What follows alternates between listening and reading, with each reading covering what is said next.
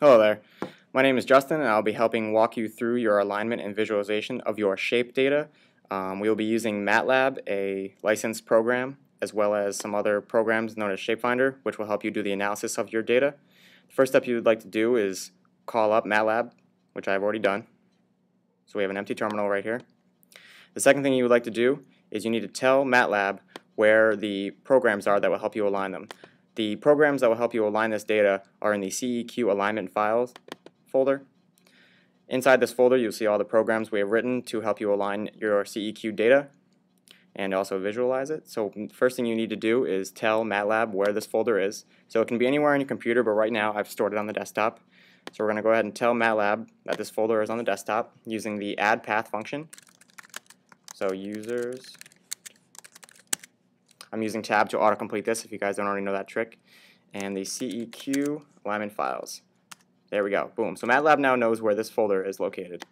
Second thing we want to do is we actually want to call up one of the GUIs. So the first GUI you're going to want to use is called GUI Profile Align, and the program specifically you want to use is GUI Profile Align 2.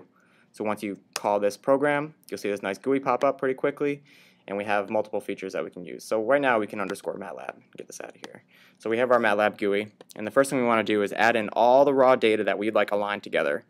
So we're going to go ahead and add directory, which means add a whole folder at a time. We're going to go to the desktop, and right now we'll have this folder set right here, experimental data. Right now in this folder I have all the data I want aligned all together. So we have our plus reagents, our minus reagents, and our two ladders. These are pretty much the bare essentials to eventually doing a shapefinder analysis. So we're going to go ahead and click open, and we have all our data right in here. Next thing you want to do is choose the size of your ladder. Depending on the size of the Beckman ladder that you chose for your CEQ experiments, you might have a 400 ladder or a 600 ladder. Chances are, if your sequence is below 400 nucleotides, you use the 400 ladder. Anything above that, you probably use a 600 ladder. So for this example, we use a 400 ladder. Now you have to add a reference. Now this is the file in which all the other files will be aligned to.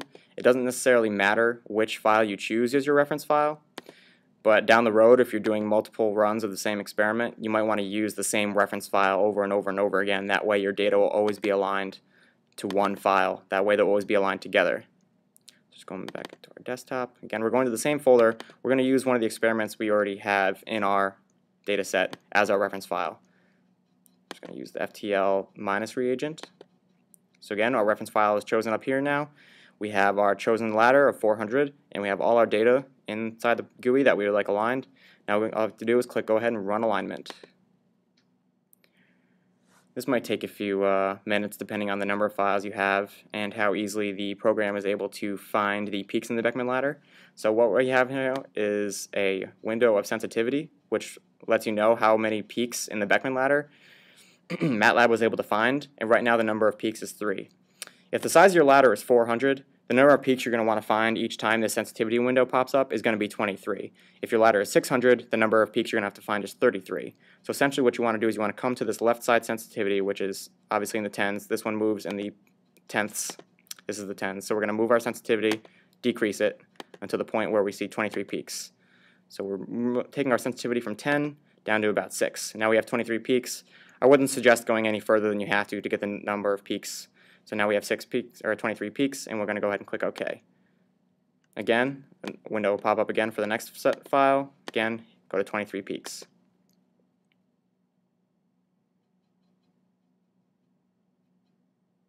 So it can take some time parsing through each of the files, but essentially a sensitivity window should pop up for each one. If it doesn't, that means that the sensitivity level it was already set at, it was already able to find 23 peaks.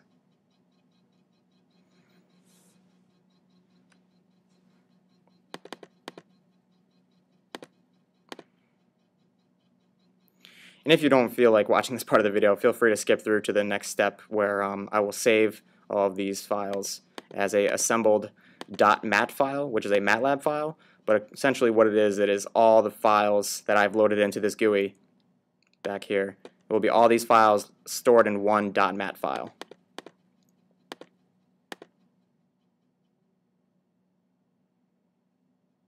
So we're going through and aligning the data. You can align essentially as many data files together as you would like. It will just take you a little bit longer to go through this whole alignment process.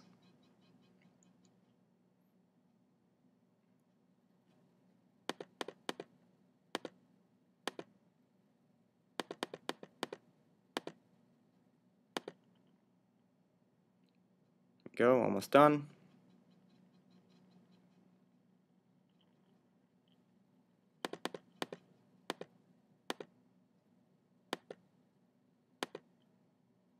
All right, here we go. Now we're at the program will ask us where we would like to store this .mat file. So you see we're still in the same folder where our raw data was, so I'm just going to go ahead and save it there. Aligned data. We're going to click Save. There we go. Now we're done with the GUI profile aligned program, so we'll say goodbye to that. And then we'll go back to Matlab, and we'll call up the next step. As you can see, there's been some output from the GUIs, but that's okay. It's just part of the alignment process. Next, we're going to call our next program, which is the Assemble CEQ program.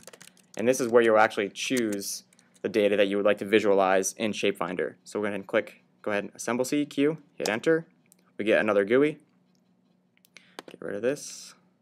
Now we'll choose what we'd like to display. So now we're going to go back ahead and go find that same .mat file that we just saved on the computer. So we're going to go ahead and click Assign F1, which means assign the first filter. Go back to our desktop here.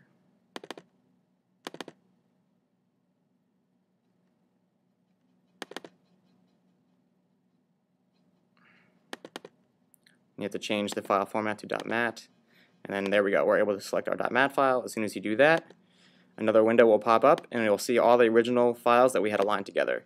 So this is where the aligned files are stored. A lot of times it can be confusing. You might want to choose the filter with the actual raw data that we pre-alignment. You want to make sure every time that you use this Assemble CEQ program that you're using the .mat file as a reference. So essentially what you want to do is you choose the first filter as your plus reagent. It'll bring up a plot of all the data. You can see in the top left corner we have our Beckman. Bottom right and top left, or I'm sorry, bottom left and top right we have our actual data, and there's a little bit of noise from the nucleotides on here. So essentially what you want to do is you always want to click the top right plot. It's safe bet that that's always going to be your data. So again, same thing, assign F2. We have to choose our .mat file yet again. The window pops up. We're going to choose our minus reagent, so -1. Again, the data is in the top right corner, Beckman top left. Click assign plot. Here we go, assign F3.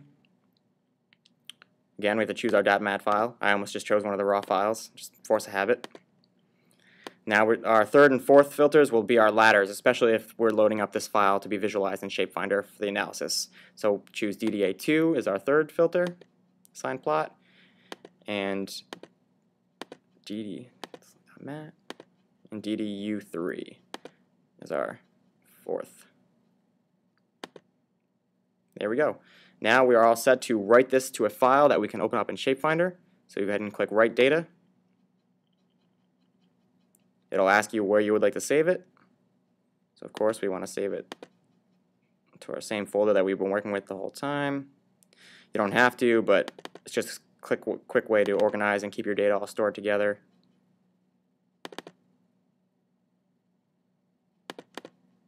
I'll go ahead and we'll call this wild type +1, -1, DDA, DDU. So this helps us know, which experiment it is that we're running and what the ladders are that are associated with this file. So go ahead and save it as a .txt. Click Save. This part takes a little while depending on other programs you have running. Sometimes if you bring up other windows, it helps it come up a little faster. Essentially, you just have to wait it out. Usually opening up other windows will help it. At this point, we see our thing is finishing. There we go. So our GUI is still open, obviously. We have our experimental data, and here we go, a wild type +1, -1, DDA, DDU.txt. So this file is completely ready for Shapefinder. So we'll go ahead and call Shapefinder.